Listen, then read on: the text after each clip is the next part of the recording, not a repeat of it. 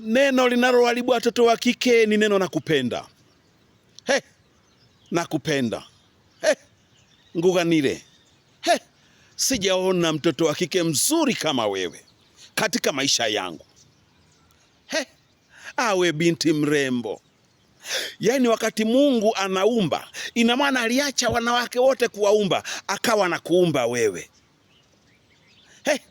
Mungu amekupendelea we mtoto wa kike.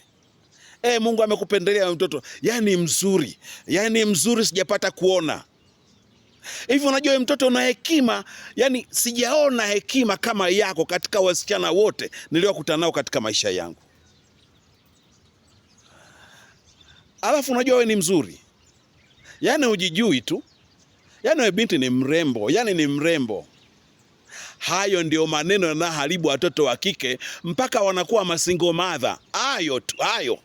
Yaani mpaka wanaharibikiwa akili, hayo tu. Kwamba wewe ni mzuri hujaonekana. Ndio hapo ninapochoka baba yenu Kenneth Mwandambo. Ngukatara une, nachoka. Kwa elini.